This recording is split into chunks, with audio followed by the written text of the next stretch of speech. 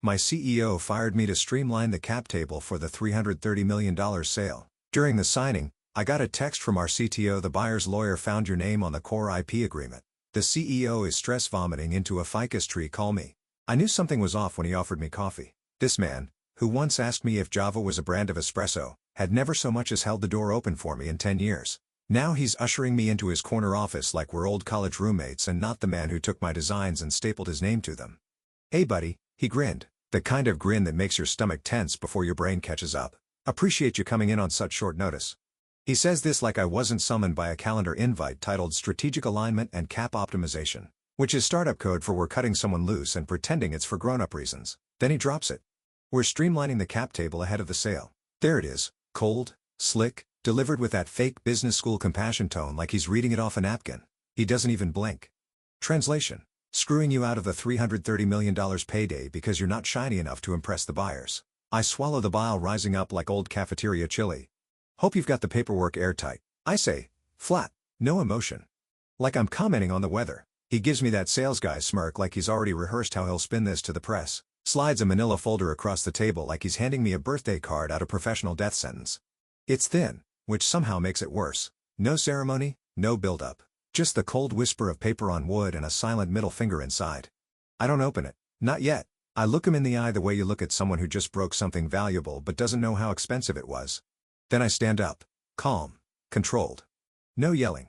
No dramatic speeches. Just a small nod and a thanks for the clarity. Now listen, before we go any further, if you're one of the 97% listening to stories like this and haven't subscribed yet, hit that follow button. It takes a second and I swear it keeps this whole wild operation running. And throw us a like if you've ever wanted to see someone choke on their own corporate jargon. Trust me, it helps more than you think. Back in the hallway, no one meets my eyes. A couple of head nods, a few shoulder squeezes. No one says anything real. I'm already a ghost. You don't speak to ghosts in this building unless you want to join them. I walk out the front door without looking back. No box of belongings. No teary-eyed goodbye montage. Just my keys, my phone, and that folder burning a hole in my hand. But here's what they forgot. I built the system they're selling. The servers still run on my codebase. Legal architecture was written on my kitchen table back when we were eating cup noodles and praying for seed funding. I wasn't just an employee. I was the blueprint. I get home, sit down at my desk. Open the folder, NDA, severance. Some vaguely worded nonsense about maintaining mutual respect during public transitions. No mention of my equity. No mention of the IP clause. I start flipping through my old files. Just curiosity at first. Then I find it. Something I hadn't looked at in years. Something I wrote myself, in legalese thick enough to choke a paralegal. Something with my name on it. Alone. And just like that, the burn in my chest turns into something else entirely. Not rage. Not yet. Leverage. You ever been in a room where everyone pretends they don't know you're the body in the casket? That was my last day. I walked out with my spine straight, head high, shaking hands with people who suddenly discovered their shoes were fascinating. HR gave me that tight, too cheerful smile, like maybe if she smiled hard enough it would erase the smell of betrayal hanging in the air. No box of office junk. No send-off sheet cake with good luck, written in passive-aggressive frosting. Just silence. Broken by a printer jam in the corner and someone pretending to be on a call. I took the elevator alone. Slow descent.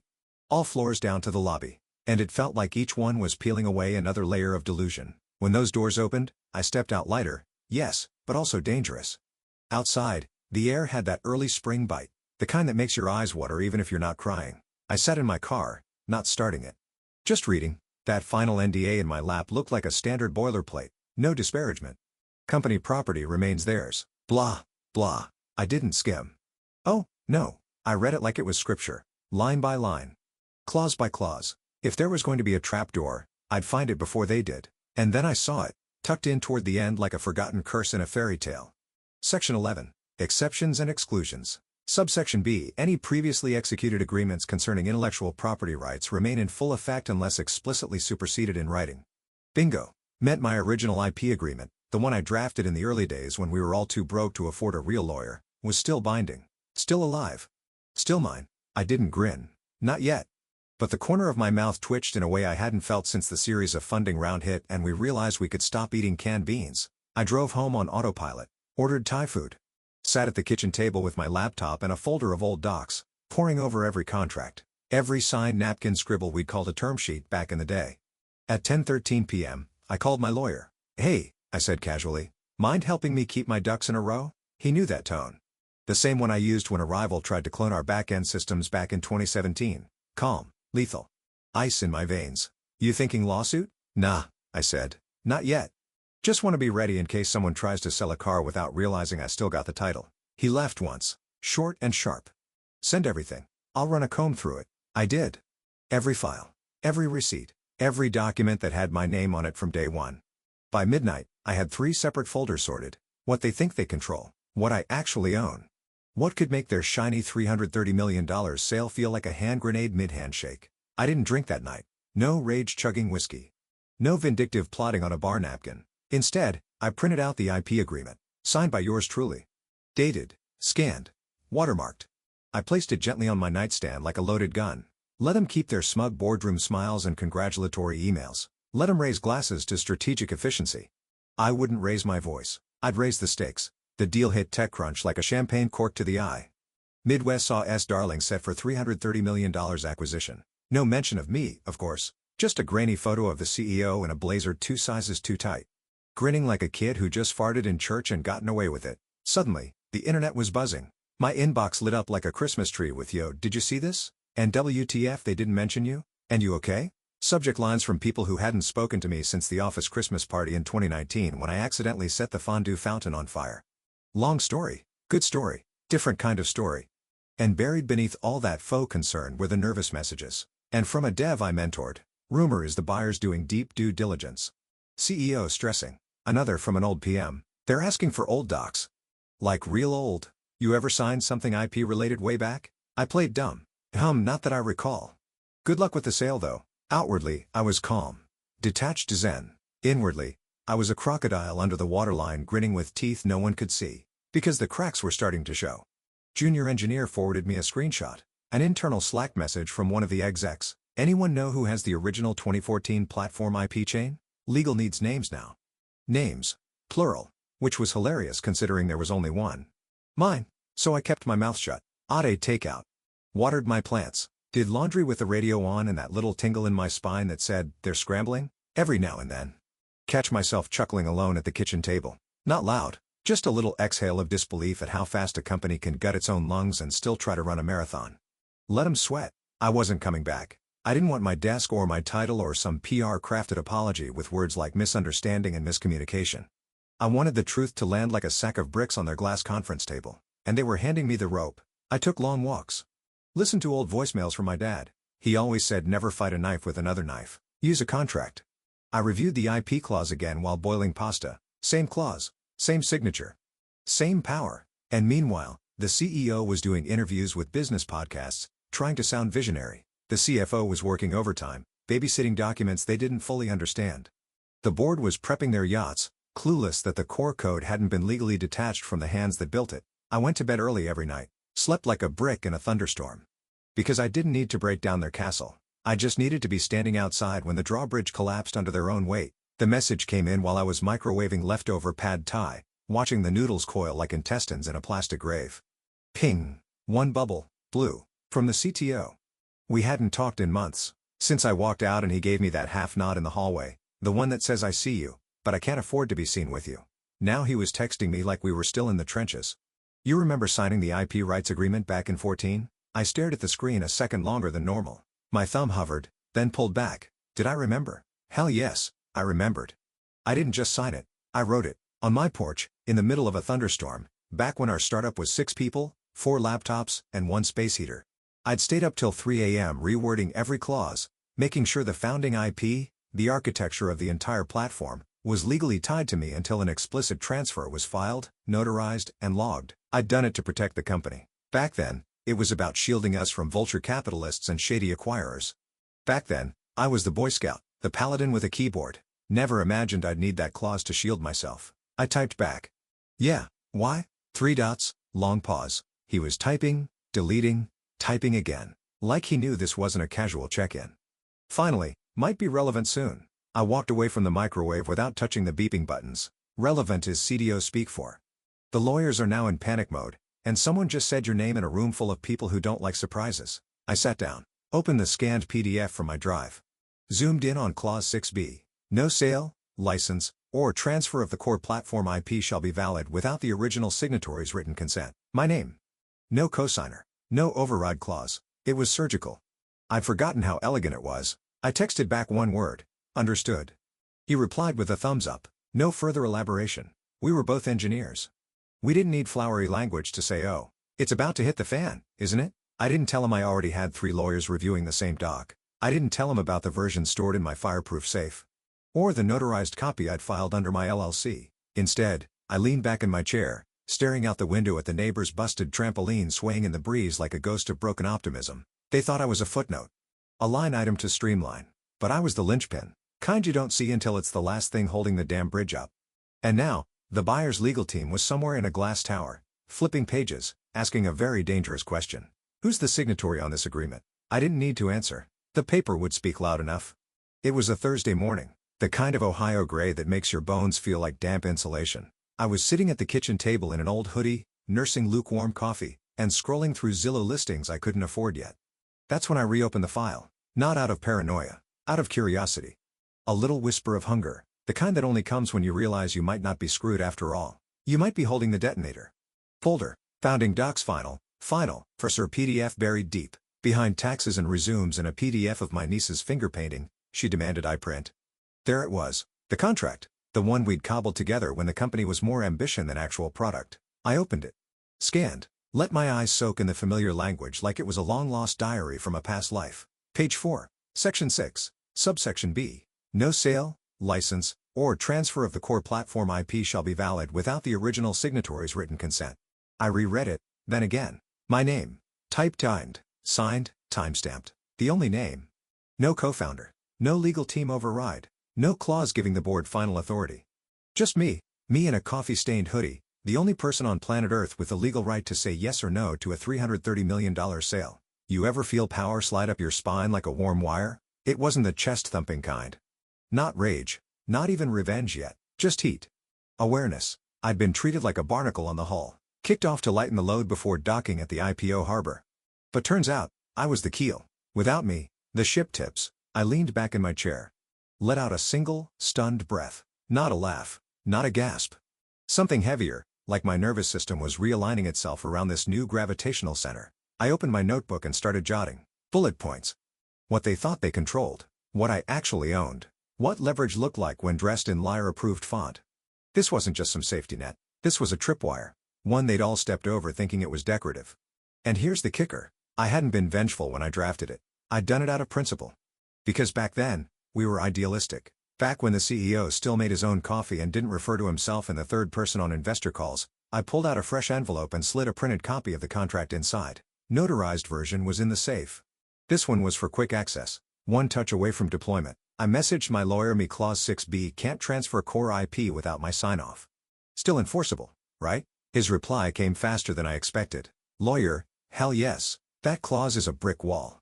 I stared at those words. Brick wall. We're about to hit it doing 90 in a Maserati made of buzzwords and stock options.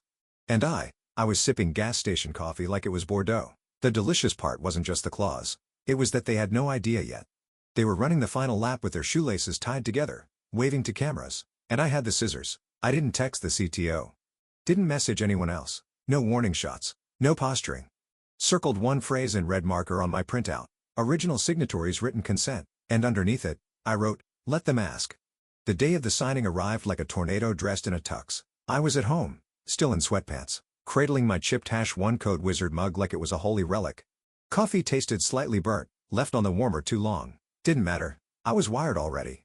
Across town, we're probably passing around espresso shots in sleek glass conference rooms, clapping each other on the back, saying things like value add and synergy, and pretending this wasn't built on the bones of unpaid overtime and dreams duct taped together with caffeine.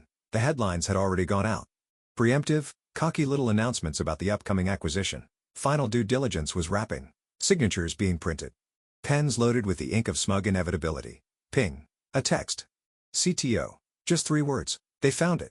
No emojis. No context. My heart did a backflip. Then, buyer's lawyer just saw your name on the core IP agreement. I didn't move. Didn't blink. Just stared at the screen like it was a slow-motion car crash I had orchestrated with nothing but foresight and a forgotten PDF. In my mind, I pictured them. The buyer's legal team in suits worth more than my car. flipping page by page. Nodding along, till one hand freezes mid-turn. A sharp intake of breath. Someone leans forward. What's this? Clause 6b. My name. Solo. That's the moment their slick smiles crack. That's when the oxygen in the room changes. Because now, buried in a deal worth $250 million, is a one-man landmine no one warned them about. A signature-shaped fuse with my name on it. Back at my kitchen table, I didn't jump. Didn't gloat, didn't pace or scream. I knew it. Like some TV courtroom drama. I just took another sip, because now it was real. This wasn't theoretical leverage. It wasn't a game of maybe. This was the goddamn linchpin of the deal, and I was holding it with jelly on my fingers and sleep in my eyes. I glanced over at my printer, already loaded with the signed hard copy. My lawyer was on standby. The safe was still locked. Everything was ready. Let him sweat. I stayed still, waiting for the next ding, the next move. Next frantic attempt to put the toothpaste back in the tube. And through the silence, I felt it. The power shift, subtle, electric.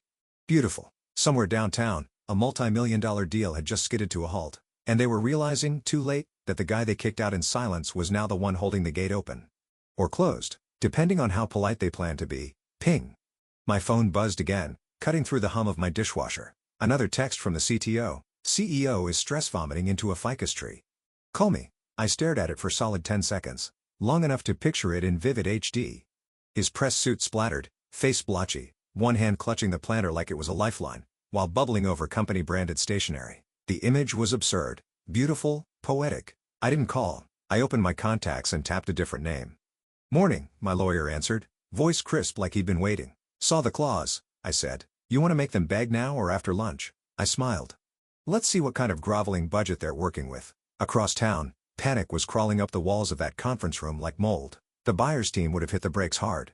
No pen hitting paper while the IP rights were in limbo. And the CEO? He'd be scrambling, mouth dry, realizing that somewhere between streamlining the cap table and stabbing me in the back, failed to erase the one line that mattered. Clause 6b. Still alive, still mine, still biting. My lawyer was already drafting the acknowledgement of control doc. Fancy legal speak for if they want to breathe near my code, they better come bearing gold bars in a very polite tone. You want me to call their legal team? He asked. No, I said slowly. Let them come to us. Let them stew in it. Because here's the thing, when you've got leverage this pure, this clean, it's devastating, you don't chase. You wait.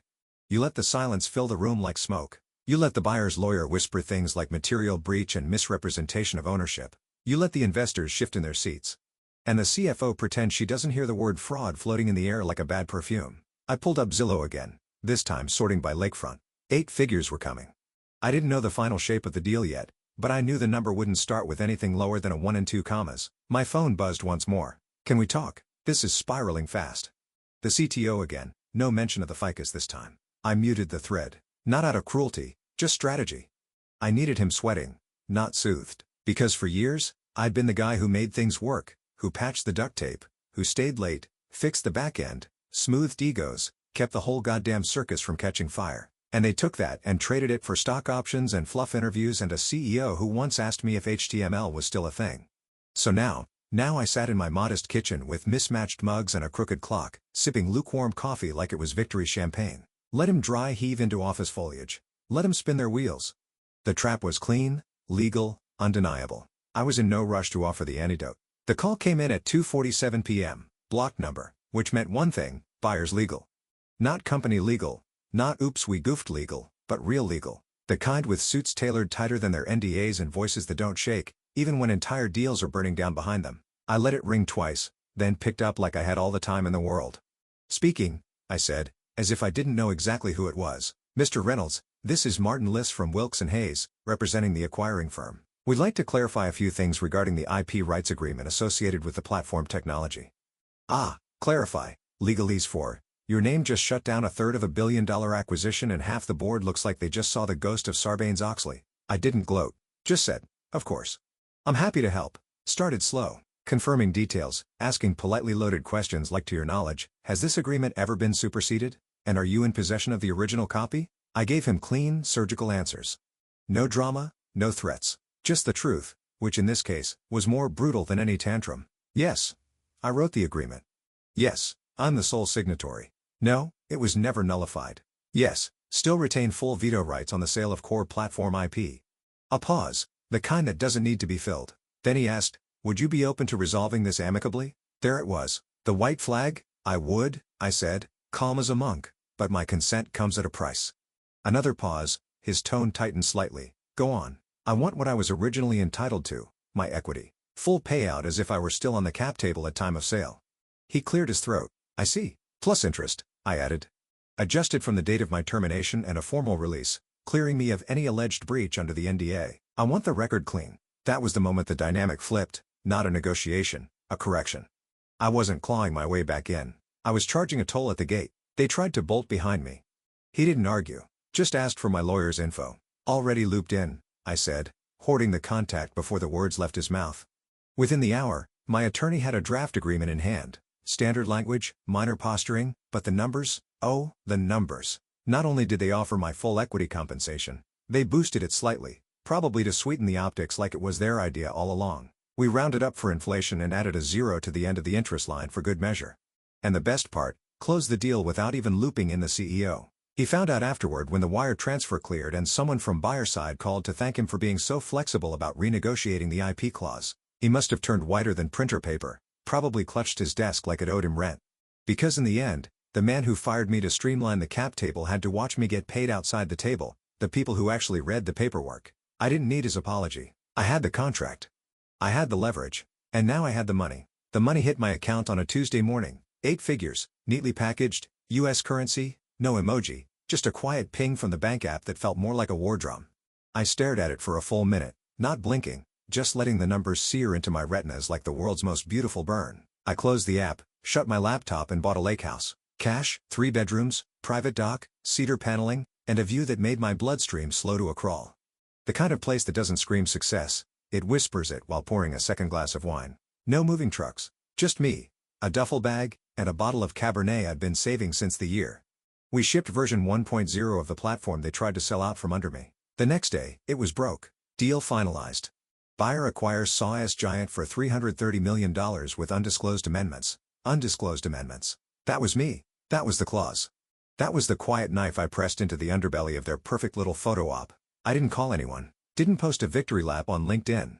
Didn't subtweet. I just sat on the dock, barefoot, glass in hand, watching the ripples in the water like they were graphs, only I knew how to read. Round sunset, my phone buzzed. One new message. The CTO. Ficus is dead. CEO looks worse. I snorted into my wine, didn't even bother replying. Just held the phone up to the sky for a second like a toast and set it back down. The wind shifted. Light breeze across the lake, cool enough to raise goosebumps. Funny thing about revenge, people expect it to come loud. With fire and lawsuits and table-flipping drama. But the real kind? The good kind. It's quiet. It's the sound of the deal going through because you allowed it. It's the silence from a man who thought he'd buried you, now choking on his own contracts. It's the lake, the breeze, the moment you realize you don't owe anybody anything, not an explanation, not an apology, not a goddamn crumb. I leaned back, let the last light settle on my face and took another sip. Turns out, the cleanest revenge isn't saying I told you so. It's not saying anything at all.